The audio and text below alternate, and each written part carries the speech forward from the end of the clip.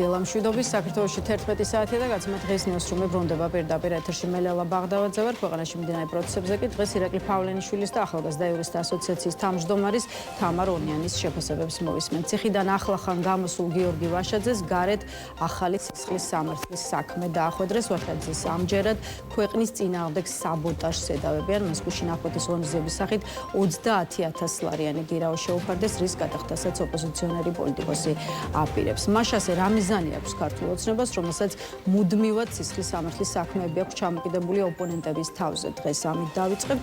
დაგვაოდეთ დავიწყებთ ზუსტად 60 წამში, იქამდე კი თვალი გადავეულოთ პოლიციახლებს. თბილისის საქალაქო სასამართლომ სტრატეგია აღმაშენებლის ლიდერს გიორგი ვაშაძეს ეგრეთ წოდებულ საბოტაჟსა და უცხო ქვეყნისთვის მტრულ საქმიანობაში დახმარების გაწევის საქმეზე აღკვეთის ღონისძიების სახით 30,000 ლარიანი გირაო შეუფარდა. ასევე სასამართლოს გადაწყვეტილებით ვაშაძეს საგამოძიებო უწყებისთვის პირადობის და პასპორტის ჩაბარებაც დაევალა. სამართალდამცველებმა თბილისში ნარკოტიკული საშუალებების უკანონო შეძენა შენახვის და რეალიზაციის ხელშეწყობის ფაქტებზე სხვადასხვა დროს 5 პირი დააკავეს. დაკავებულებს შორის არიან როგორც საქართველოს, ასევე უცხო ქვეყნის მოქალაქეები. ჩხრეკის შედეგად ამოღებულია სხვადასხვა სახის ნარკოტიკული საშუალება, მათ შორის მეტადონი და გამომშრალი მარიხუანა. შინაგან საქმეთა სამინისტროს მიგრაციის დეპარტამენტის თანამშრომლებმა ბოლო დღეების განმავლობაში საქართველოდან უცხო ქვეყნის 87 მოქალაქე გააძევეს. მოქმედი კანონმდებლობის შესაბამისად გაძევებულ პირებს ქვეყანაში შემოსვლის აკრძალვა დაუწესდათ. სურსათის ეროვნულმა სააგენტომ ქუთაისში არალეგალური სასაკლაო გამოავლინა. ფიზიკური პირი ვეტერინარული ზედამხედველობის გარეშე ახორციელებდა საქმიანობას. არაგეგმური ინსპექტირებისას გამოვლინდა კრიტიკული შეუსაბამობები, რის გამოც პირს შეუჩერდა საწარმოო პროცესი და დაჯარიმდა.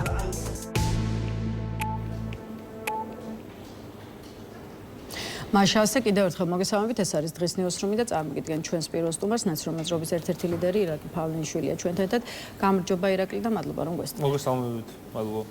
ირაკლი, არაერთი თემაა ნამდვილად შეფასების საგანი, თუმცა მოდით დავიწყოთ ეგრეთ წოდებული საბოტაჟის და უცხო ქვეყნისთვის მტრულ საქმიანობაში დახმარების გაწევის ბრალდებით, რასთან დაკავშირებითაც ხელისუფლებას არაერთი ოპოზიციონერი პოლიტიკოსის წინააღმდეგ აქვს საქმეები აღძრული. იცით რომ გიორგი ვაშაძეს, რომელმაც რამდენიმე დღის წინ დატოვა საპატიმრო, გუშინ ახალ და სწორედ ამ ბრალდებასთან დაკავშირებულ სისხლის სამართლის საქმეზე ჩაუნიშნეს სასამართლო პროცესი. კიდევ ერთხელ ვთქვი და გავიმეორებ, მას აღკვეთის ღონისძიების სახით 30,000 ლარიანი გირაო შეეფარდა, პასპორტის და პირადობის მოწმობის ჩაბარებაც დაევალა ამავე დროს და როგორც ვიცით, იგივე მოხდა ციხიდან ასევე ახლახან გამოსულ ზურაბ ჯაფარიძესთან მიმართებაშიც ცოტა ხნის წინ. რასთან გვაქვს საქმე, მარტივად გითხავთ, რატომ ჩამოკიდა ქართულმა ოცნებამ ოპონენტების თავზე ახალი სისხლის სამართლის საქმეები?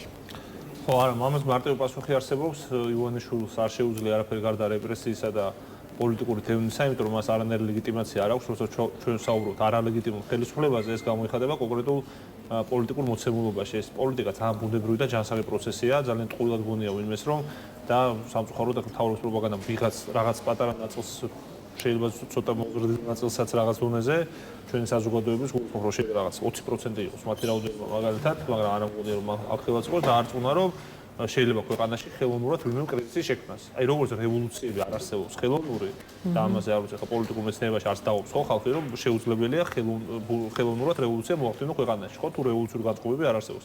ასევე შეუძლებელია ხელოვნურად ლეგიტიმაციის კრიზისი შეუქმნა ხელისუფლებას, რომელსაც აქვს სათანადო ამის ლეგიტიმურობა. რაც არ უნდა, ასე ვთქვათ, მოწადინე იყოს ამის ოპოზიცია, ან თუნდაც ნებისმიერი აქტორი. როდესაც შენ გადადგი ნაბიჯები, რომელიც ამ ქვეყნის საგარეო პოლიტიკური კურსისთვის, რომელსაც ორგანული ამ სახელმწიფოსთვის არის აბსოლუტურად საპირისპირო და შეცვალა ეს კურსი. როდესაც კონსტიტუციაში რა პრინციპებიც არის დაწერილი, რაზეც მთელი ქართული საზოგადოება შეთანხმებული აი ამ სამოქალაქო პოლიტიკურ უფლებებს ებრძვით. როდესაც არჩევნები უკვე ფორმალობაღა არის ქვეყანაში და ყველაფერი ეს ერთად ბოლო წლინახევრის მანძილზე ძალიან მკაფიო სურათი იხილა ხო საზოგადოება ამ ყველაფერთან დაკავშირებით. ამ დროს შენ აქვს ლეგიტიმურობის კრიზისი და ლეგიტიმურობის კრიზისის გადასაფარად, მოსაგვარებლად შენ მიდიხარ მხოლოდ და მხოლოდ ქმედებებზე, რომელიც არის რეპრესიული, აგრესიული ხასიათის. აი ჩვენ გვახსოვს ხოლმე ხო აი მოდუსი ივანიშვილის, რომელიც რაღაც კომპრომისებზე, დათმობებზე უფრო მეტად მიდიოდა ხოლმე 2020 წლამდე, თუნდაც 2020 წლის შემდგომაც რამდენიმე წლის მანძილზე ხო? მაშინ რა განსხვავება იყო ივანიშვილი ხა რაღაც კი არ გაბოროტდა და მაშინ კეთილშობილი კი არ იყო, უბრალოდ როდესაც მეტანაკლებად რაღაც ჩარჩოებში ჯდებოდა ხოლმე ის რეჟიმიც კი, მიხედავთ რომ პოლიტიკური პატიმრებიც ყავდათ და დევნაც იყო და არჩევნების გაყალბების სხვა მექანიზმებსაც ამოქმედებდნენ ხოლმე, მაგრამ აი რაღაც ჩარჩოებში ჯერ კიდევ იყვნენ ლეგიტიმურობის მეტანაკლებად დარჩენილები და ამიტომაც არ იყვნენ მუდმივად ასეთი აგრესიულები. ეხლა იმიტომ არიან მუდმივად ასეთი აგრესიულები, რომ ამ ლეგიტიმურ ჩარჩოებს მიღმა არიან უკვე გასულები. სხვათა შორის მინდა თქვენი ეთერი გამოვიყენო აუცილებლად და დღეს არის ირაკლი ნადირაძის დაბადების დღე. ჩემი თანამებრძოლის მეგობრის, რომელიც ასევე არის ასწორებს პოლიტიკური მოტივაციით ციხეში დამწყდეული და მიულოცა დაბადების დღე და უსურვო ის რომ გამოვიდეს მალე თავისუფლებაზე, ნახოს თავისი ოჯახი, ირაკლის ყავს არ მრავალშვილიანი ოჯახი ყავს, მამა არის და მის მასეს 4 ბავშვი ელოდება გარეთ, მეუღლე ელოდება გარეთ. რა თქმა უნდა ძალიან მნიშვნელოვანია რომ ირაკლისთანავე პატრიოტი კორუფციის წინააღმდეგ მებრძოლი ხალხი იყოს გარეთ და სინამდვილეში ეს კორუმპირებულები ვინც იყვნენ და ვისაც ებრძოდა ირაკლი ნადირაძე ამდენი წლის მანძილზე ის ხალხი იყოს ასე ვთქვათ მათ პასუხისმგებელი საკითხი იდგეს ამ კლანაში და არა კორუფციის წინააღმდეგ მებრძოლების. სხვათა შორის ბატონო ირაკლი კორუფცია რადგან ახსენეთ, ეხლა ჯერ არ ვიცით უფრო სწორად რა არის ბრალდება, მაგრამ აი მედიაში ვრცელდება ინფორმაცია, რომ დაკავებულია ჯანდაცვის მინისტრის ყოფილი მოადგილე ილია ღუდუშაური. ჩვენი მედია საშუალება ამ წუთებში არ ყვევს დეტალებს, შესაბამისად კიდევ ერთხელ ჯერჯერობით არ არის ცნობილი რა სედავებიან ყოფილ მაღალჩინოსანს, თუმცა იქამდე ვიდრე ოფიციალური და შესაბამისი უწყებების პოზიციას მოვისმენთ, აი რა შეიძლება ითქვას, ირაკლი ილია ღუდუშაური არის კიდევ ერთი ყოფილი მაღალჩინოსანი, რომელსაც აგერ აღმოჩნდა, რომ ხელბორკილები დაადეს.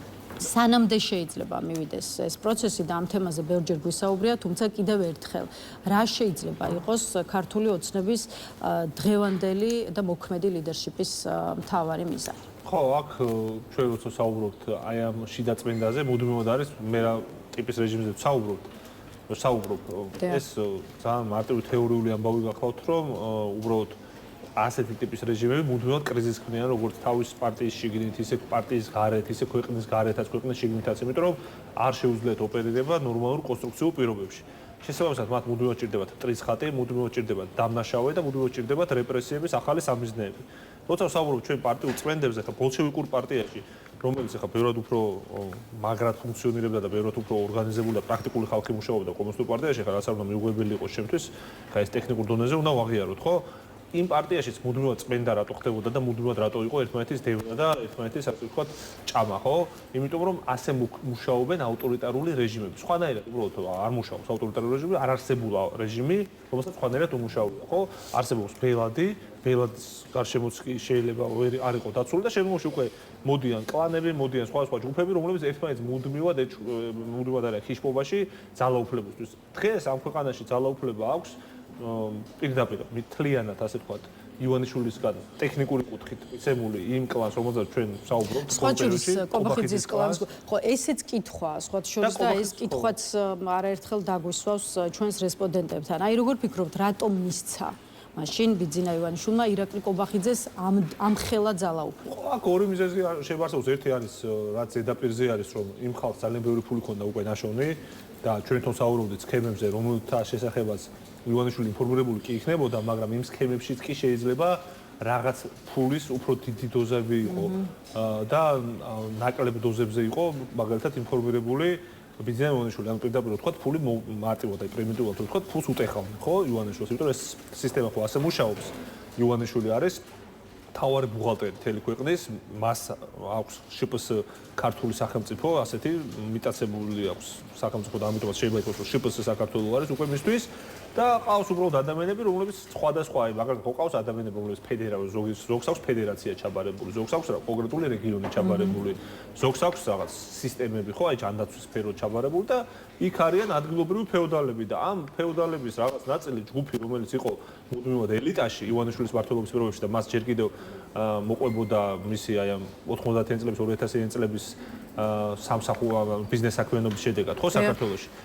იგივე ქართულ ბანკში. ანუ ქართულ ბანკთან დაახლოებული პირები. ეს ადამიანები უბრალოდ უკვე ძალიან დიდ ფულზე გავიდნენ, ძალიან ბევრ კონტაქტზე გავიდნენ, მათ შორის გრამატწავს რომ შეიძლება რუსებთანაც ქონდათ ისეთი საინფორმაციო არხები გაჭრილი, რომელიც მიუღებელი აღმოჩნდა ივანიშვილისთვის, იმიტომ რომ ივანიშვილს კარგად ესმის, რომ მას მონოპოლია უნდა ქონდეს ერთი მხრივ საქართველოში ფინანსური ძალაუფლებაზე და მეორე მხრივ რუსეთთან კავშირებზე პოლიტიკური უშიშროების ეკონომიკური მიმართულებებით და თუნდაც ბატონი ფარცხალაძე, იგივე ბატონი ლილუაშვილი გავიდნენ ისეთ კონტაქტებზე, იმთხელა ფული იშოვეს, იმდენი ფული დაუმალეს, იმდენი კონტაქტი დაუმალეს ივანიშვილს, რომ მისთვის ძალიან საშიში გახდა და მას აქვს ეს რა თქმა უნდა 90-იან წლების აი რუსული ქრონიკებიდან გამოყოლილი უნარი და ნიჭიც ერთგვარი ხო ამ სფეროში ხა კრიმინალურ მაფიოზურ პოლიტიკურ სფეროში გულისხმობა პოლიტიკას რომელიც არის უფრო კრიმინალურ მაფიოზური ასე ვთქვათ საწყისების ხონე და არ ვიცი ვთქვათ ევროპული ტიპის პოლიტიკას ასეთ ტიპის საქმეთა საქმიანობაში ძალიან მნიშვნელოვანია ესეთი უნარები რომ დაინახო რომ ეს არის შენი საფრთხე შეთვის საფრთხე არის საფრთხის შემცველია უკვე ეს პიროვნება რომელიც შეიძლება შენი არ ვიცი ხა იმდენად დაქვემდებარებული პირი იყო რომ თავის დროზე შეიძლება ვერც დაგეშვა რომ შეიძლება მას ოდესმე შენთვის საფრთხე შეექმნა და მოქმედებენ ამ საფრთხის რეაგირების რეჟიმში თუმცა მეორეც არის და ძალიან მნიშვნელოვანია კობახიძე მაგალითად და ეს ადამიანები ჯერ ერთი ამხელა ფინანსურ რესურსზე მათ წვემა ჯერ ნამდვილად არ ქონიათ მეორე რაც ძალიან მნიშვნელოვანია მათ შეუძლებელია ან სუსის ხელმძღვანელი არ ყოფილა ხო ბოლო 7 წლის მანძილზე არც ერთი მათგანი არ ქონდათ ამდენი კონტაქტი თუნდაც რუსებთანაც ან ნებისმიერ სხვა თუნდაც სხვა აქტორთან დაგროვებული ანუ რეალურად არ აქვს ის ფინანსური რესურსი ამ კლანს და არც კავშირები რომელიც ისეთი ვესაშიში იქნება ივანიშვილისთვის ამ ეტაპზე როგორც იყო უკვე აი ძველი კლანის რესურსები ამიტომაც დაემთხვა ახლა შემოვიდა მეორე ამბავი რომ კობახიძის ქმედებები, მისი განცხადებები ან მისი გუნდის თუნდაც დინარაძის და სხვების ივანიშვილისთვის უფრო მეტად მისაღები იყო ბოლო თვეების და წლების მანძილზე და რაც ძალიან მნიშვნელოვანია კობახიძის კლანსაც აწყობს ის რაც ხდება ხო? იმიტომ რომ რა თქმა უნდა მათ ურჩევნიათ რომ თვითონ იყვნენ ჯანდაცვის სფეროშიც, არ ვიცი, სპორტულ ფედერაციებზე რო ვლაპარაკობ ხოლმე, ეს რატო არის მნიშვნელოვანი, რომ ყველა მიმართულებით ამ კლანებს შორის იყო დაპირისპირებები და ბოლო-ბოლოს რო პოლიტიკით არ ვიყოთ, პოლიტიკაში არ ვიყოთ ჩართულები, ანუ ხა თბილისური ჭორები ხო გაბაიც გაგვიგია, ხო, რომ იმ სფეროში აი ეს მისი პროტექციით სარგებლობს, ეს ამის პროტექციით, ის ღარიბაშვილის პროტექციით სარგებლობს, ეს კობახიძის პროტექციით სარგებლობს. ანუ ყველგან ყავდათ კონკურენტები ამ კლანის წარმომადგენლებს, ყველა სფეროში, ხო?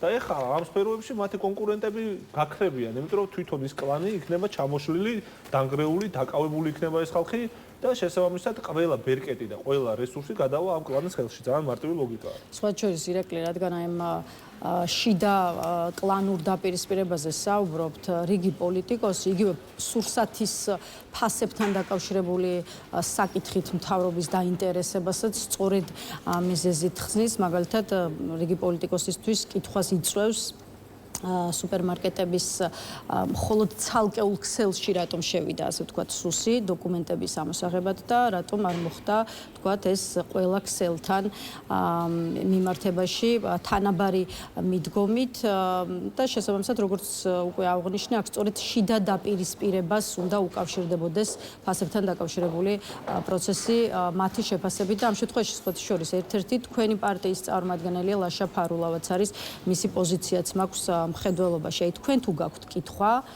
სხვა სუპერმარკეტების ქსელებში რატომ შევიდა სუსი და ხომ არ შეიძლება მართლაც ამ ამბავსაც ქონდეს რაღაც კავშირი შიდა კლანურ დაპირისპირებასთან. აი ეს ამბავი პირველ რიგში დაკავშირებულია პიართან. კობახიძის არ ჭირდება ამას დიდი მახვილგონიერება რომ მიხვდე რომ ქვეყანაში ერთადერთი პოლიტიკური თემა არის მუდმივი კრიზისი. რომელმაც არამხოლოდ ოპოზიციის ამომრჩეველი დაღალა, თელი საზოგადოება და ქვეყანა დაიღალა, ხო? არ შეიძლება რომ კრიზისი იყოს ბუნებრივი მოცემულობა, რომელიც ყველას მოგწონდეს და გვიხაროდეს. სულ რო არის რეპრესიის მოლოდინში, სანქციის მოლოდინში, რაღაც ცუდის მოლოდინში როცა არის ქვეყანა, ეს მოქმედებს ყველაზე ძალიან ცუდად. ოცნების მოხრებზე ძალიან ცუდად მოქმედებს.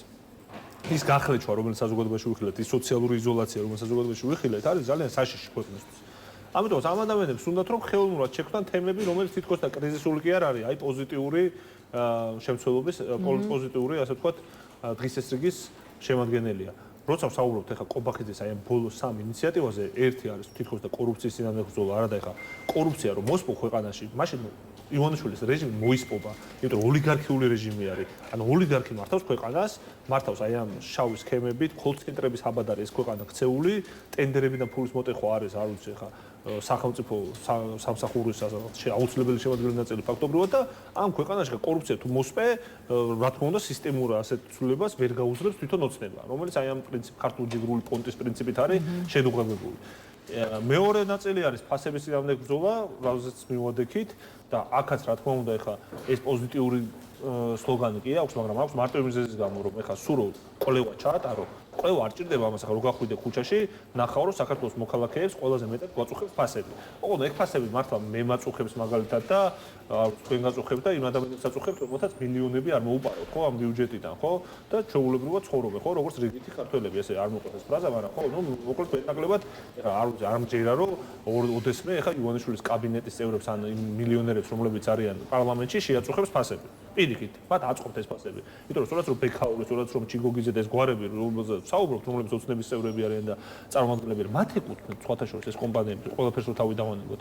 და ამიტომ ეს ფასების წინააღმდეგ ბრძოლა არის ძალიან ხელოვნური ამბავი. თუ გინდა რომ ფასებს ებრძოლოთ, ჯერ ეს ერთი ლაშა ფარულოვი ახსენეთ და მან შეიტანა ჩვენი პარტიის სახელზე წერილი, სადაც აღწერილი იყო კარტერული გარიგებები 2024 წლის საარჩევნო პერიოდში. ჩვენ მუდმივად ფასებზე ვსაუბრობდით, თუ გემახსოვრებათ თქვენ და მაშინ ქონდა ზოგიერთი სხვადასხვა ოპოზიციის მხრიდანაც რაღაც საყვედურობდა სულ ფასებზე და კიტრზე და ფიქვილზე რატო საუბრობთ, მაგრამ რეალური პრობლემაა საქართველოს მოქალაქის და პოლიტიკოსის მოვალეობა ეგ არის, რომ რეალური პრობლემები გამოაგვაროს მოქალაქის და ჩვენ საუბრობდით ამ პრობლემაზე და კონკრეტული გადაწყვეტის მექანიზმები ქონდა და ეს მექანიზმები სუსის შევარდნები გარკვეულ კომპანიებში შერჩევითად კი არ არის. ეს მექანიზმები და ეს თანამდებობრივი პოლიტიკა შეიცავს მათ შორის აი ამ გადასახადების შემცირებას, აქციზის და სხვა გადასახადების შემცირებას და მათ შორის იმ ადამიანებისთვის პოლიტიკური ძალაუფლების არ მინიჭებას, რომლებიც არიან კომპანიის მმართველები. მათ პარლამენტში არ შეშვებას, ამიტომ ეს ხალხი არის ან პარლამენტში, ან სხვა საჯარო სამსახურებში და უნდა მოხდეს გათეშვა, ანუ ერთი მხრივ უნდა იყოს ბიზნეს საქმიანობა, მეორე მხრივ უნდა იყოს პოლიტიკური საქმიანობა და კარტელური გარიგებები ამით თავის დაზღვევა მოხდება და სხვათა შორის ასევე მე მინდა შევაჯამო და ბოლოში ერთი რაღაცა მინდა ვთქვა, რა თქმა უნდა ვიცით რომ სადღაც არ შევა ეხლა სუსი, ხო? მაგალითად პლანტაში შევა სუსი, ივანიშვილის პლანტაში რომ სუსი არ შევა, გასაგებია ეხლა, რა ვიცი, ამას ეხლა ყველა ხდება, ხო? აუცილებლად თუ შევაკეთებ ისიც ყველას ეცოდება რომ ყვილანები შეიძლება არ შევა დარწმუნებული.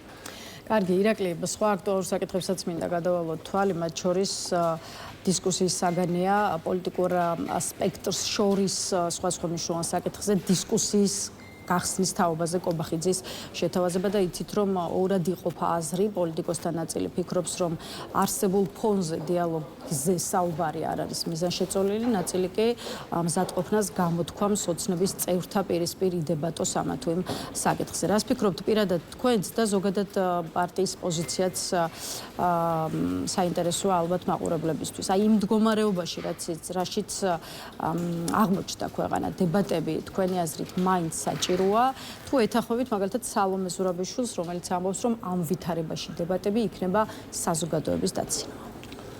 ნუ პირველ რიგში უნდა აღინიშნოს, რომ ჩვენ დებატებზე უარი არასდროს არ გვიხმობს, ეს პარტიის პოზიცია არის, ჩემი პოზიციაც არის და პარტიის პოზიციაც არის და ანუ ამ ხრივ არც პარტიის პოზიცია არ არის გამიჯნული ჩემი პოზიციისგან, ძალიან ბუნებრივი რაღაცა არის. ძალიან მარტივ რაღაცას ვიტყვი, თუნდაც მე როგორც პოლიტიკოსი ირაკლი პავლენიშვილი უამრავჯერ ვარ ბოლო წლების მანძილზე ნამყოფი რუსთავი 2-ის და საზმაუს ეთერებში. და ყველა ვიცით, რომ ოპოზიციურად განწყობილ არხებზე არ ვსაუბრობ, ხო? მათ შორის იმედზე არ ყოფილა ასეთ შემოთავაზება, რომ იმედზეც მივიდოდი, ხსაც რუსთავზე მივიდოდი, თუნდაც და საზმაუზე მივიდოდი, ეს იმას ხო არ ნიშნავს, რომ აი მანამ მაგალითად იმედზე არ მივიდოდი შერჩევითად, ხო? იმიტომ რომ გასაგებია, რომ იმედზე ხა კიდევ უფრო პარტიული და კიდევ უფრო მძაფრი პროპაგანდისტული ფუნქცია აკისრია ამ სისტემაში, მაგრამ ну, ამ შემთხვევაში ისინი პროპაგანდისტული მიზნებისთვის გამოიყენება, ხო, ის არხები ხშირ შემთხვევაში. ასე რომ ჩვენთვის ეს საჯარო დისკუსია, რომ deep state-მა და ოპოზიციამ დაბლოკა არის აბსოლუტურად გამოგონილი ბრალდება. როგორც მე წინა ინიციატივაზე როგორც საუბრობდი, ხო, კობახიძის, იგივე არის ამ ინიციატივაზე. სიამოვნებაში ეს არის პიარსვლა, საჯარო დისკუსია, თუ ვინმე მოკლა ქვეყანაში არის ივანიშვილი, რომელმაც ოპონენტები ან ციხეში დაამწყდია, ან არ ვიცი, პოლიტიკური პარტიების აკრძალვა დაანონსა და ამ დროს, როდესაც ცინიკური არის, ამ პირობებში, როდესაც დებატებს ითხოვ და თითქოს და ეს გახსნეს სიტუაციას. სიტუაციას რა გახსნეს, იცი?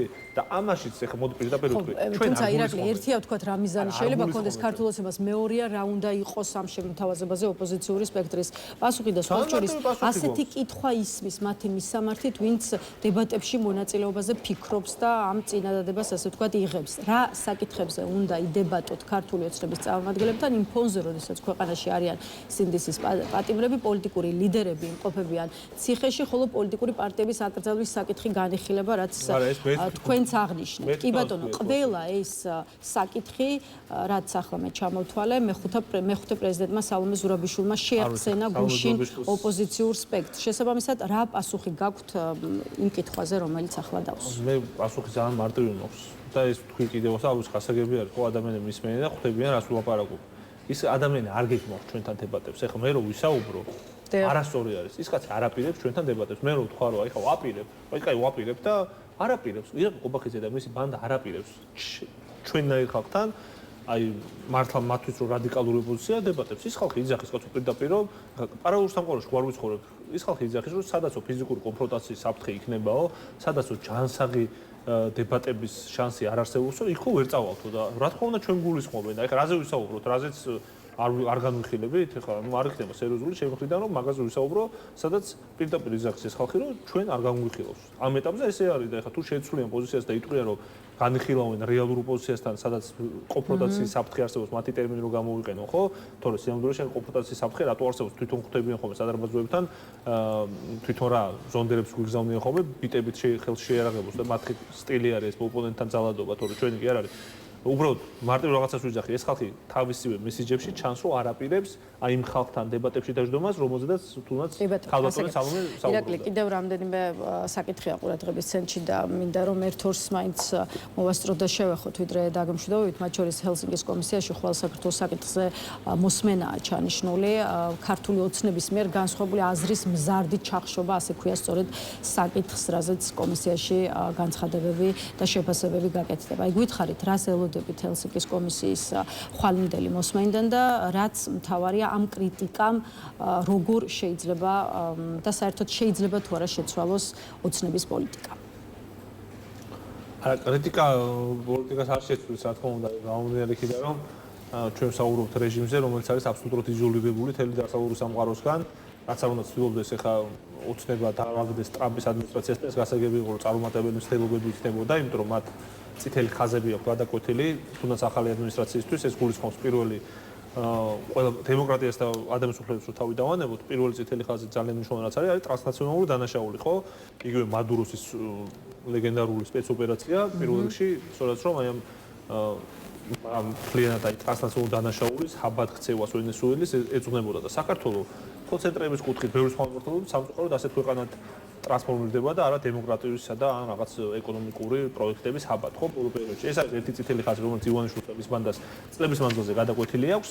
მეორე წითელი ხაზი არის ასევე ძალიან მნიშვნელოვანი ამერიკის შეურაცხყოფა, პირდაპირ გაგებით, რაზეც ძალიან მძაფრად რეაგირებს ტრამპიც, რუბიოს და სხვა ადამიანებიც, იმიტომ რომ მათ აქვს ღირსება, პიროვნული, ეროვნული და როდესაც ამერიკის ელჩს, ამერიკის სახელმწიფო მდივნის მოადგილეებს, როდესაც ამერიკელ სენატორებს ლანძღავ პირდაპირ ამ მნიშვნელობით სახელმწიფო პოლიტიკის რანგში გაქვს ეს აყვანილი, რა თქმა უნდა, მე აღარ უნდა ელოდე რომ ამერიკისთან ერთ ამოყვარე სახელმწიფო მე დაგიწყებს ისევ თბილად ლაპარაკს. ასე რომ მათ ისეთი წითელი ხაზები აქვს გადავახული, ეხლა რო აღარ თქვა ის რომ ივანიშვილი კონკრეტული მიზეზით არის სანქცირებული და არა ვიღაცის პოლიტიკური ნების გამო და ამიტომაც არ ხდება რევიზირება ამ გადაწყვეტილების, ხო? ეს ყველაფერი საბოლოო ჯამში ტრანსფორმდება იმად, რომ ივანიშვილს აქვს ძალიან მძიმე პრობლემა, იმიტომ რომ ლეგიტიმობაზე როცა ვსაუბრობ, შენ როდესაც არსად არ ხარ ჰელსინკის კომისიის გადაწყვეტილებები და ძალიან მარტივ ვიცით ხო რას იზამენ, იმიტომ რომ ჰელსინკის კომისია არის ადამიანის უფლებებზე ორიენტირებული და როდესაც ქვეყანაში რა ვიცი შეკრების უფლება არის, უკვე ფაქტობრივად განადგურების პირას, პოლიტიკური პარტიის დაფუძნების უფლება არის განადგურების პირას, როდესაც საკანონმდებლო დონეზე ხდება ამ ყველაფრის დაკანონება და მათ შორის ქმედებების დონეზე ხდება, ჰელსინკის კომისიას რო ეხება ძალიან მძაფრი შეფასება გასაგებია, მაგრამ კრიტიკა კი არ არის, რაც საერთაშორისო წრეხის ქვეშ მოქცეულა ივანიშვილის რეჟიმს ესეთ ძიმე მდგომარეობაში აქცევს მხოლოდ და მხოლოდ. უბრალოდ ის იზოლაცია, ის რომ ამერიკის სახელმწიფო მდივანი, ამერიკის ვიცე-პრეზიდენტი ჯედი ვენსი ჩადის ყველა კავკასიის თემაზეც დავსვათ კითხვა და თან უთხრათ მაყურებლებს რაზეა გავახსენოთ მაყურებლებს რაზეა საუბარი. ხო, ამერიკის შეერთებული შტატების ვიცე-პრეზიდენტი თებერვალში გეგმავს ვიზიტს ჩვენს რეგიონში, კონკრეტულად კი აზერბაიჯანსა და სომხეთში. ვიზიტის საკითხი კი ეხება ტრამპის მარშრუტის განვითარების ხელშეწყობას. კითხავს. ეს ნამდვილად ერთ-ერთი საკითხია, რა კუთხითაც კითხვები წამოვიდა ქართული ოცნების მისამართით. ამ კითხვებს შორის კი ერთ-ერთი მთავარი კითხვა არის შემდეგი: თუ კი საქართველოს, აი რეგიონზე გამავალი სატრანზიტო მარშრუტის კვლავ მნიშვნელოვან ნაწილად რჩება, მაშინ რატომ გამოტოვა ჩვენი ქვეყანა?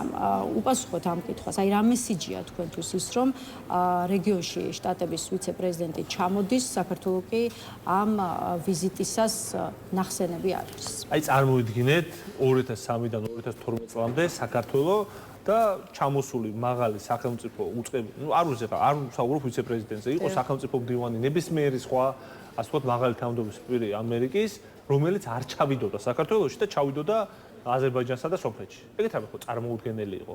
ანუ ჩვენ როგორ საქართველოსზე ვფიქრობთ და როგორ საქართველოსთვის ვიბრძვით? ანუ ვიცით, კონკრეტულად ზანგეზურის თემას ეძღვნება, ამიტომ აქედან გამომდინარე, ბუნებრივია, რომ გადავდივარ ამ თემაზე. აზერბაიჯანსა და სომხეთში ჩადისო ასეთი პასუხი გასცაგურში. გადავდივარ ამ თემაზე, გადავდივარ ამ თემაზე. ერთი პასუხი, იმიტომ რომ მაგ კითხვაზე ერთი პასუხი ეს არის, რაც არ უნდა მიზეზი იყოს. საქართველოს აუცილებლად ჩავიდოდა, საქართველოს რო იყოს პარტნიორი ქვეყანა, ისევ სტრატეგიული პარტნიორობაც რო თავი დავანებოთ, პარტნიორულ ურთიერთობაში რო იყოს ამერიკასთან. იმიტომ რომ ამერიკის მთავარი პარტნიორი იყო და ეს იყო ჩვენი გეოპოლიტიკური სიძლიერე. ყველაზე ძლიერი, ეხლა ხო გამოჩნდა რომ ბანკოს არ იგებს, ჯერ კიდევ სოფლიო პოლიტიკურ სცენაზე ამერიკა. და ამერიკის მთავარი მოკავშირე რო ხარ, ეხლა შენთვის სიძლიერე არის. ხო ძალიან მარტივი პრინციპია. მე რა ზანგეზურის დერეფანი ხალხო ამერიკის სახელმწიფოს ყველა ლიდერი, როგორც მარკო რუბიო თქვა, ჯი.დი. ვენსი თქვა, იგივე რა თქმა უნდა ბატონი დონალდ ტრამპი რო თქვა, ყველა მათგანი შეხვდა აბსოლუტურად უკლებრივ ყველა პოსტსაბჭოთა სივრცის წარმომადგენელი ქვეყნის ლიდერს ბოლო 1 წლის მანძილზე. ყველას.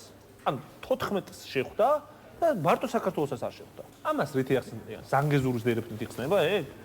ანუ ეს 14 ქვეყნის წარმომადგენელი, უმაღლესი ლიდერი პოსტსაბჭოთა სივრცის ხალხო, აღმოსავლეთ ევროპაზე კი არ არის საუბარი. ან რაღაც წინა აზიაზე, ან რამ ნებისმიერ სხვა მოცემულობაზე კი არ არის საუბარი. საუბარი არის პოსტსაბჭოთა სივრცეზე. ვინ იყო მთავარი მოკავშირე პოსტსაბჭოთა სივრცეში?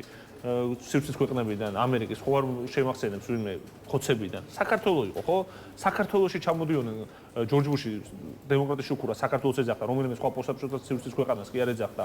ტრამპი ჩამოდიოდა საქართველოში და არა სხვა ქვეყნებში და მათ შორის ჰილარი კლინტონის და სხვების რო ჩამოდიოდნენ და იგივე დონალდ ტრამპს ეკუთვნის, რომ ამერიკული საგადასახადო სისტემა უნდა დაინტერესდეს იმ წარმატებებით, რაც ქართულმა საგადასახადო სისტემამ მიაღწია. ეს ყველაფერი ხდებოდა მაშინ, როდესაც ამ ქვეყანაში პატრიოტები იყვნენ ხელისუფლებაში და ეხა ადამიანები, რომლებიც არიან ოლიგარქები, ყაჩაღები, ერთმანეთს რო იჭერენ ამ რაღაც კორუმპირებული სქემების გამო, ამ ხალხის პირობებში არავინ აღარ ჩამოდის ჩვენთან. ისევ აი იმ ცნობილ ავტორიტარებთან ჩადიან, რომელთაც რაღაც მაინც აღგებენ საკუთარ ქვეყანაზე, იმიტომ რომ ის ხალხი რაღაც ფულის გამორჩენის გარდა რაღაც უბრალოდ ანუ ავტორიტარები არიან რაღაც ბევრი წლის მანძილზე. კონკრეტულ ქვეყნებს არ დავასახელებ, ეხლა ჩვენ მეზობლებს არ გულისხმობ. აზერბაიჯანს როგორც იმათანაც კი აქვს კონტაქტი. და ეხლა აზერბაიჯანთან სოხეთთან ეხება, იმიტომ რომ რა თქმა უნდა ბატონი ალიევი უძლიერეს პოლიტიკოსია და ბატონი პაშინიანიც ძალიან ძლიერ პოლიტიკოსად ჩამოყალიბდა და ამ ხალხთან როგორც რეგიონის ლიდერებთან, პოლიტიკურ ლიდერებთან, ამინდის შექმნილ ხალხთან ჩავლედი.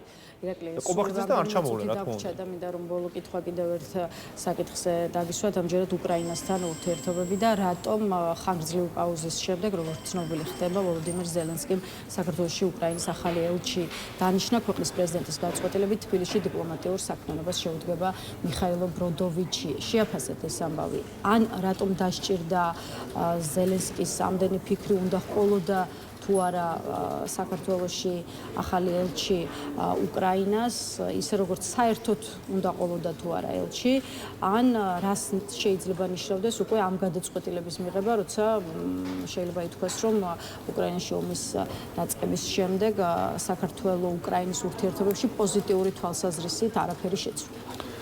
პირველ რიგში უნდა ვთქვათ, რომ საქართველოში იქნება არალეგიტიმური ლეგიტიმური ხელისუფლება, ეფექტური, არაეფექტური ხელისუფლება, უკრაინას უნდა ყავდეს წარმომადგენელი და ელჩი საქართველოში. ეს არის მისასალმებელი ფაქტი.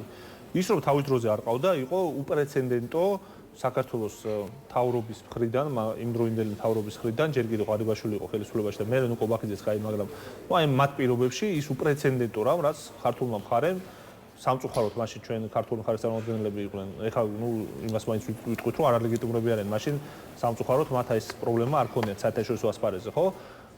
ღარიბაშვილის და ყობახიძის შემდგომ პირობებში საქართველოს ერთი მხრივ მე შევახსენებ საზოგადოებას, თავად რაც არის პოლიტიკაში, გამოყენებული იყო, როგორც აი სანქციებს რო თავის გავანებოთ იმას, რომ სანქციებისგან თავის არიდების გზით იშოვა ფული და მილიონები ივანიშვილმა და მის მაგარემოსვამ. აი მეორე რაც ძალიან მნიშვნელოვანი იყო საქართველოს მთავრობის წარმომადგენლები იყვნენ როგორც ჰიბრიდული ომის ინსტრუმენტები რუსეთის გამოყენებულების სხვადასხვა საერთაშორისო პლატფორმაზე.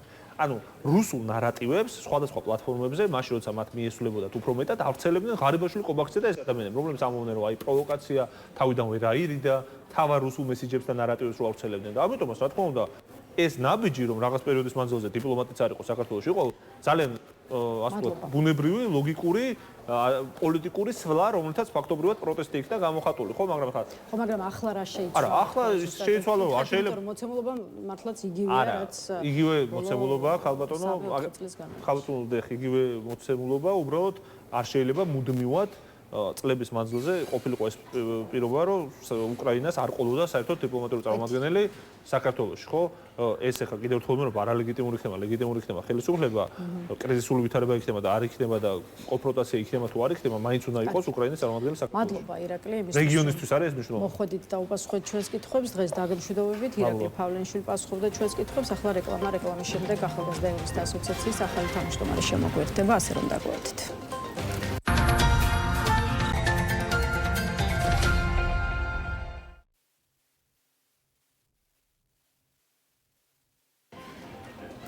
მაშასე რეკლამა დასრულებულია ბრუნდებით პირდაპირ ეთერში და წარმოგიდგენ ჩვენს კიდევ ერთ სტუმარს ახალგაზრდა იურისტთა ასოციაციის ახალი თავმჯდომარე თამარ ონიანია ჩვენთან ერთად. გამარჯობა თამარ და მადლობა რომ შემოგვიერთით. მოგესალმებით. მადლობა მოწვევისთვის. თამარ, აი როგორც ოპოზიციაში თქვენს გუში, როცა არ უნდა მიხვიდეს სასამართლოში, სულ რომელიმე ოპოზიციონერი პოლიტიკოსის ან აქციაზე დაკავებული რომელიმე მომიტინგის პროცესი იმართება და შესაბამისად აი სწორედ ამ მოცემულობის შეფასებით მინდა დავიწყოთ საუბარი. მით უფრო რომ ციხიდან გამოსულ გიორგი ვაშაძეს გეცოდინებათ გარეთ ახალი სისხლის სამართლის საქმე დაახვედრეს, ისე როგორც იგივე მოხდა ზურაბ ჯაფარიძის შემთხვევაში. უკვე ახალ საქმეებში ოპოზიციონერ პოლიტიკოსებს ბრალად ედებათ სახელმწიფოს წინააღმდეგ საბოტაჟის მცდელობა და მტრულ სახელმწიფოებთან, უბრალოდ უცხო სახელმწიფოსთან მტრულ საქმიანობაში თანამშრომლობა. და არ ქვით სახელი ამ ვითარებას, რა მიზანი უნდა ჰქონდეს ქართულ ოცნებას, რომელიც ციხიდან გამოსულ ოპონენტებს კიდევ ერთხელ გარეთ ახალ სისხლის სამართლის საქმეებს ახვედრებს. ჩვენ განსაკუთრებით 2024 წლის 28 ნოემბრიდან დღემდე და განსაკუთრებით ვამბობ იმიტომ რომ ეს რაღაც ახალი ტენდენცია არ არის 2024 წლის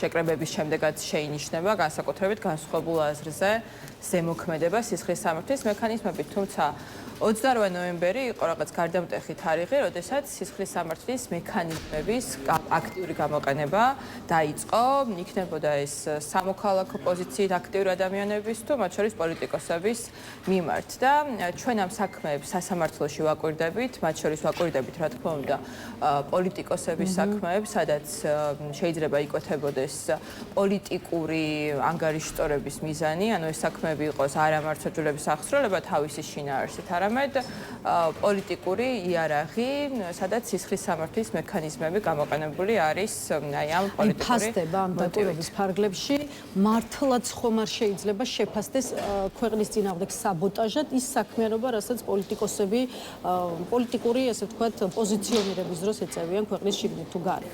ეს სასამართლო საქმეების მონიტორინგი განგრძობადი პროცესია და ჩვენ მათ შორის აი ამ ეგრეთ წოდებულ ახალ საქმეებსაც დავაკვირდებით სასამართლოში და ვნახავთ როგორ წარიმართება ეს პროცესები. თუმცა რა თქმა უნდა ერთობლიობაში უკვე აი ამ კლიმატის შეფასება, რომელიც სახელმწიფოში გვაქვს ჩვენ განსხვავებული აზრის მქონე ადამიანების მიმართ თუ იგივე მაგალითად საგამოძიებო კომისიაზე გამოუცხადებლობის გამო სისხლის სამართლის საქმეების წარმოების თვალსაზრისით ეს ჩვენ რა თქმა უნდა გაგვიჭირდება შევაფასოთ როგორც მართლმსაჯულების აღსრულების მიზანი. არამედ აქ ნამდვილად შეიძლება იკვეთებოდეს პოლიტიკური მდგენელი, რომელიც ამ საქმეებს აქვს და ეს პოლიტიკური მდგენელი, რა თქმა უნდა, არ გამოიხატება მხოლოდ და მხოლოდ სამართლის სასამართლოს უფლების სხვადასხვა კომპონენტის დარღვევაში, არამედ ასევე გამოიხატება მთლიან კონტექსტში და იმ კლიმატში, რომელიც ეს საქმეები თავისი შინაარსით არსებობს.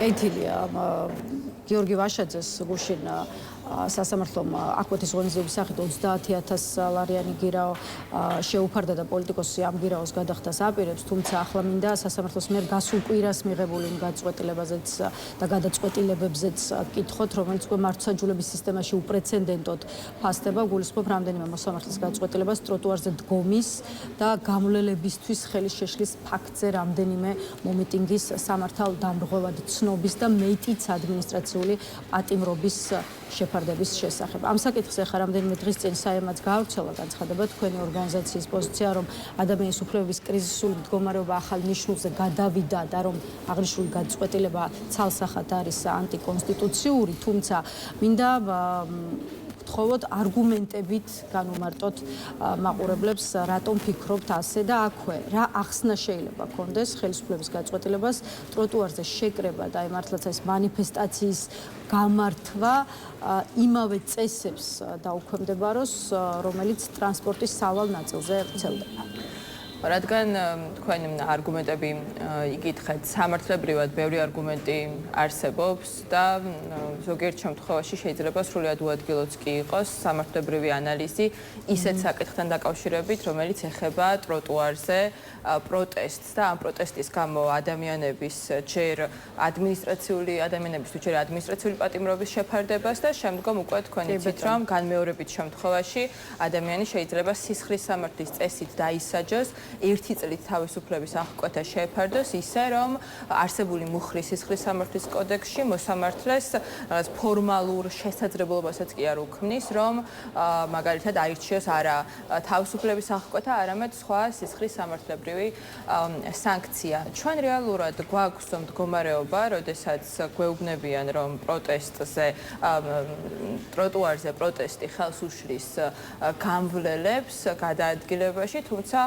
არსად აი ამ კონტექსტში არსად არ ფასდება რა უფლებები აქვთ შეკრების თავისუფლებით მოსარგებლე პირებს და შეკრების თავისუფლებისთვის რაც ფუნდამენტია აი ამ უფლების მთელი მთავარი ქვაკუთხედი მდგომარეობს იმაში, რომ მათთვის მნიშვნელოვანი არის მათ შორის ის ადგილი, სადაც იკრიბებიან, იმიტომ რომ შეკრების რაც ერთ-ერთი მთავარი ამოცანა არის გზავნილის მიტანა, იქნება ეს საზოგადოებამდე თუ ხელისუფლებამდე და მათ შორის გზები, ტროტუარები და ასე შემდეგ, მიუხედავად იმისა, რომ მათი უპირველესი დანიშნულება შეიძლება იყოს ადამიანების გადაადგილება, შეკრების თავისუფლებისთვის არანაკლებ ფუნდამენტური მნიშვნელობის არის. და ამ სასამართლო პროცესებზე, რომელზეც მათ შორის ჩვენი ადვოკატიც წარმოადგენს ერთ-ერთ პირს და ამ პროცესებზე როგორც სამართლებრივი წარმომადგენელი, ასევე მონაწილეობს საია, ჩვენ ამ პროცესებზე ვხედავთ, რომ ეს შეკრების თავისუფლების მთელი კონტექსტი არის დაკარგული, რასაც საპირწონედ რეალურად ეწირება ადამიანების თავისუფლება. ერთი დღეც კი რომ ადამიანმა უსამართლოდ გაატაროს, იქნება ეს იზოლატორი თუ საპატიმრო და სხვა ტიპის დაწესებულება, რა თქმა უნდა, ეს არის ძალიან უხეში ჩარევა. აი ასეთი პრეცედენტები გამოხატვის თავისუფლებისთვის ზღუდავს და აზიანებს კონკრეტული მომიტინგის ინდივიდუალურ უფლებას თუ მთლიანად დემოკრატიული საზოგადოების ფუნდამენტურ, ასე ვთქვათ, საყრდენებს. ანუ რა ჭრილში უნდა დავინახოთ ის კანონი, რომელიც ახლახან შევიდა მოქმედებაში. ჩვენ ტროტუარებზე პროტესტისთვის ადამიანების დაკავებას ვაფასებთ არა მარტო ამ ინდივიდუალური აქტივისტების მიმართ რეპრესიებს, არამედ ამას ფართო სურათში ვხედავთ, როგორც ზოგადად შეკრების თავისუფლებაზე ზემოქმედებას, რასაც შეიძლება ჰქონდეს მსუსხავი ეფექტი, იმიტომ რომ თუ ადამიანი ჩათვლის, რომ მისთვის საპროტესტო სივრცე არსად არ არსებობს ისე, რომ მას არ იშინოდეს შემდგომი რეპრესიის სხვადასხვა ფორმის, რა თქმა უნდა, ეს მნიშვნელოვნად შეარყევს იმ ფუნდამენტურ საყრდენებს, რაც დემოკრატიულ საზოგადოებას უნდა ჰქონდეს, რომელიც უპირველესად დგას თავისუფალ აზრზე. გაეროს ჟენევის ოფისში გაიმართა გუშინ ადამიანის უფლებების საბჭოს უნივერსალური პერიოდული მიმოხილვის 51 სესიის ფარგლებში საქართველოს ეროვნული ანგარიშის მოსმენა. ამ ღონისძიებიდანაც გაკეთდა ქართული ოცნების მისამართით განცხადება, რომ მოხდეს იმ პირების გათავისუფლება, რომელთა საქმეებიც პოლიტიკურად მოტივირებულია და რომელთა საქმეებსაც პოლიტიკური ელფერი აქვს. ასეთი განცხადებები კი ესმა არაერთი ქვეყნის წარმომადგენლის მხრიდან, მათ შორის იყო საფრანგეთის წარმომადგენელი და მოკლე ამონარიდი მისი განცხადებიდან გაათავისუფლეთ პოლიტიკური მიზეზებით დაკავებული ყველა პირი და უზრუნველყავით სამართლიანი სასამართლოს უფლებით. სარგებლობა უზრუნველყავით სამართლებრივი ჩარჩო, რომელიც საშუალებას იძლევა პოლიტიკური პლურალიზმის, პატივისცემისა და თავისუფალი და სამართლიანი არჩევნების ჩატარების, უზრუნველყავით მედია თავისუფლება და მედია პლურალიზმი, უზრუნველყავით გამოხატვის თავისუფლების, მშვიდობიანი შეკრებისა და შეკრების უფლების სრული პატივისცემა. სწორედ ასე მიმართა საფრანგეთის წარმომადგენელმა ქართული ოცნების ხელისუფლება. ხა მუდმივად გვესმის ანალიტიკოსების მხრიდან განცხადებები, რომ პოლიტპატიმრებად შეფასებული პირები უნდა იყოს ხელისუფლების, ნებისმიერი ხელისუფლებისთვის პოლიტიკური ტვირთი და შესაბამისად ხელისუფლება უნდა ცდილობდეს ამ ტვირთის ჩამოშორებას. ახლა ჩვენ ვხედავთ, რომ არა თუ თქვათ შარშანდელ აქციაზე დაკავებული პირების გამოშვების გზებს ეძებს ქართული ოცნება, არამედ აი ვისაუბრეთ კიდეც ხო, უკვე ტროტუარზე დგომის გამო ხდება ადამიანების ამ ეტაპზე ადმინისტრაციულ პატიმრობაში გაშვება, თუმცა მათ თქვენც აღნიშნეთ, რომ სამომავლოდ უკვე სისხლის სამართლის პასუხისმგებლობაც ემუქრება. შესაბამისად, რით იხსნით ამას და რა პასუხი გაქვთ კითხვაზე, რატომ არ არის აი ამდენი საქმე, პოლიტიკური ელფერის მქონე ამდენი საქმე ქართული ოცნებისთვის პოლიტიკური ტვირთი? გუშინდელი დღე არის ძალიან მნიშვნელოვანი დღე, რადგან გაეროში უნივერსალური პერიოდული მიმოხილვის ფარგლებში მოხდა ქვეყანაში არსებული უფლებრივი მდგომარეობის შეფასება. ეს არ არის მარტო სამართლებრივი მექანიზმი, არამედ აქ ჩვენ თავარ აქტორებად გვევლინება არა კონკრეტული ზედამხედველი ორგანო, რომელიც შეიძლება იყოს მაგალითად სასამართლო, არამედ ჩვენ აქ აქტორებად გვევლინებიან თავად გაეროს წევრი სახელმწიფოები, რომლებიც ყოველდღიურად სხვადასხვა ფორმატში მონაწილეობენ იმ პროცესებში, რომელიც გაეროს ეგიდით იქმნება. უნივერსალური პერიოდული მიმოხილვის დროს სხვადასხვა სახელმწიფოს მხრიდან დადასტურება იმისა, თუ რაც ხდება ქვეყანაში, რომელიც არის ადამიანის უფლებების კრიზისი, რომ ჩვენ გვყავს პოლიტიკური პატიმრები, რომ განსაკუთრებული ზეწოლა ბოლო პერიოდში ხდება შეკრების თავისუფლებაზე, გამოხატვის თავისუფლებაზე, სამოქალაქო საზოგადოების ორგანიზაციებზე. ეს არის უმნიშვნელოვანესი, იმიტომ რომ ეს არ არის რეკომენდაცია, რომელიც ერთხელ გაიცემა და ამას არავინ არ დაუბრუნდება. არამედ სახელმწიფოს, საქართველოს მოუწევს, რომ პასუხი გასცეს შემდგომ უკვე გარკვეული პერიოდულობით, როგორ შესრულდა ეს რეკომენდაციები და ეს რა თქმა უნდა იმ ანგარიშებში იქნება თუ შეფასებებში, რომელიც გაეროს ფარგლებში ქვეყნის მიმართ კეთდება, რა თქმა უნდა აისახება და ეს არის უმნიშვნელოვანესი მექანიზმი, რომელიც ადამიანის უფლებათა სამართალს აქვს. ისევ ამ ღონისძიების ასე ვთქვათ კონტექსტში კიდევ ერთი კითხვა და მე ამ სარჩელზე, რომლის განხილვაც უკვე დაიწყო სტრასბურგის სასამართლომ გაეროში გუშინ გამართულ ღონისძიებაზე საქართველოს ხელისუფლება იყო წარმოდგენილი შინაგან საქმეთა მინისტრის მოადგილის ალექსანდრე დარახველიძის დონეზე, სწორედ მან მიიღო მონაწილეობა საქართველოში ადამიანის უფლებების დაცვის მდგომარეობის შესახებ 2025 წლის ანგარიშის განხილვაში. გუშინ ქართული ოცნების ლიდერებს ჟურნალისტებმა დაუსვეს კითხვა, რატომ გაუშვეს ამ ღონისძიებაზე, რომელიც ადამიანის უფლებების დაცვის შესახებ ანგარიშის მოსმენას შეეხებოდა მაინდა-მაინც სანქცირებული პირი, რაზეც ირაკლი კობახიძემ ასე უპასუხა ჟურნალისტებს. სანქციები არის სამარცხვინო და ამ ღირსეული ადამიანის დასანქცირებაც არის ადამიანის უფლებების დარღვევა. სანდრო დარახველიძეს შეუძლია ძალიან თამამად ისაუბროს ევროპელ ბიუროკრატებთან ადამიანის უფლებებზე. აი სწორედ ეს იყო კობახიძის პასუხი. ორი კითხვა მინდა დაგისვათ ერთდროულად. ჯერ ერთი რა მესიჯია მართლაც ქართული ოცნების მხრიდან ადამიანის უფლებებთან დაკავშირებულ საერთაშორისო ღონისძიებაზე მაინდა-მაინც სანქცირებული მაღალჩინოსნის გაშვება და მეორე მხრივ რა პასუხი გაქვთ იმაზე, რასაც ოცნების ლიდერების მხრიდან და ამ შემთხვევაში კობახიძის პოზიციებს გულისხმობ ისმის სანქციების საკითხზეც და კონკრეტულად ალექსანდრე დარახველიძის მისამართითაც. ნებისმიერი სახელმწიფოსთვის, რომლისთვისაც მნიშვნელოვანია წესებზე დაფუძნებული საერთაშორისო წესრიგი, რომელიც ადამიანის უფლებებს, რა თქმა უნდა, ხედავს მნიშვნელოვან პრიზმაში, მათთვის მნიშვნელოვანი უნდა იყოს ასეთ ღონისძიებებზე სახელმწიფო წარმოადგინოს ისეთმა პირებმა, რომლებსაც არ აქვთ გარკვეული ინტერესთა კონფლიქტები და რომლებიც მათ შორის თავიანთი საქმიანობით არ არიან დადანაშაულებული სხვადასხვა ადამიანის უფლებრივი საკითხების დარღვევაში. ამ შემთხვევაში, როდესაც ჩვენ შინაგან საქმეთა სამინისტროზე ვსაუბრობთ, რა თქმა უნდა, ეს არ არის საკითხი, რომელიც საზოგადოებისთვის შეიძლება უცნობი იყოს. ძალიან ბევრი შეფასება არსებობს იმასთან დაკავშირებით, თუ რა ხდებოდა 2024 წელს შეკრების თავისუფლების კუთხით ქვეყანაში. მათ შორის ძალიან ბევრი კითხვა არსებობს, ხო? თუ შეიძლება კითხვა დავარქვათ ამას და არა შეფასება, რომელიც გაკეთდა წყლის ჭაულში ქიმიური ნივთიერებების შერევასთან დაკავშირებით, სისტემურ წამებასთან დაკავშირებით, რასთან მიმართებითაც იგივე გაეროს 6-მა სპეციალურმა მომხსენებელმა, რომელიც არის სპეციალური მანდატი გაეროს ფარგლებში შექმნილი, თემატური მანდატი, თემატური მოკვლევის მანდატი, რომლებიც სხვადასხვა უფლებრივ მიმართულებას თავიანთი ექსპერტიზიდან აფასებენ. 6-მა ასეთმა მომხსენებელმა 2025 წლის იანვარში თქვა, რომ საქართველოში მოხდა წამება და არასთანადო მოპყრობის სხვადასხვა ფორმა გამოყენებული შინაგან საქმეთა სამინისტროს ძალების მხრიდან და თქვა ძალიან მნიშვნელოვანი რაღაც, რომ ის შეიძლება იწვევდეს მეთაურის პასუხისმგებლობას. მეთაურის პასუხისმგებლობა სამართალში არ არის მარტივად დასასაბუთებადი. გადააყენეს.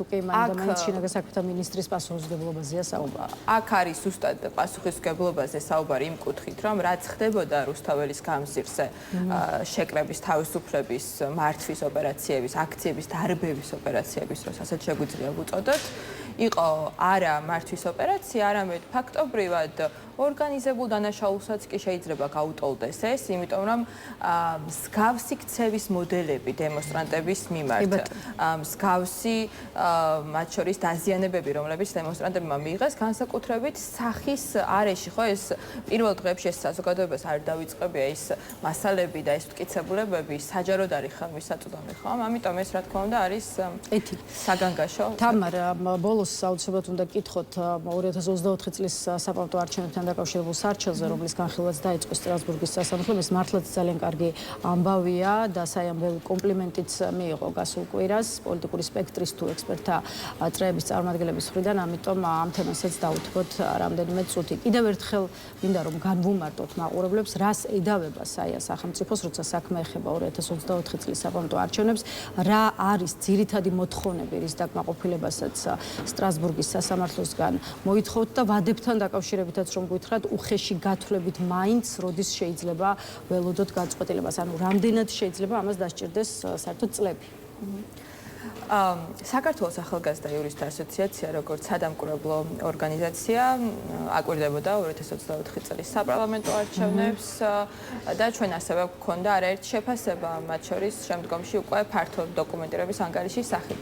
თუმცა ამის მიღმა ჩვენ ასევე ვაწარმოეთ სამართლებრივი დავები ქვეყნის მასშტაბით, მთელი ქვეყნის მასშტაბით, სადაც დავობდით იმ საკითხებთან დაკავშირებით, რომლებიც კუმულაციურად არღვევდა ფარულობას არჩევნებზე. აქ ხმის ფარულობაზე გვაქვს ჩვენ საუბარი, რაც ბუნებრივი არის ფუნდამენტური საკითხი, როდესაც ჩვენ თავისუფალ საარჩევნო უფლებას ვეხებით. ჩვენი საჩივარი ზუსტად ამას ეხება. ჩვენ ადგილობრივ დონეზე, როგორც სადამკვირვებლო ორგანიზაციას, გვქონდა შესაძლებლობა ეს დავები გვეწარმოებინა, იმიტომ რომ ადგილობრივ კანონმდებლობა ჩვენ ამის უფლებას გვაძლევს. ჩვენ ეს დავები ვაწარმოეთ და როდესაც ამოვწურეთ უკვე საშუალებები, ჩვენ ეს დავა წავიღეთ სტრასბურგის სასამართლოში და სტრასბურგის სასამართლოშიც ზუსტად ამ საკითხებზე ვდავობთ და ამავდროულად ეს ჩვენი საჩივარი ასევე მოიცავს ერთი ფიზიკური პირის სახელსაც და ამ ფიზიკური პირის სახელითაც ვდავობთ. თქვენს შეკითხვაზე თუ როდის შეიძლება ველოდოთ გადაწყვეტილებას, ამაზე საუბარი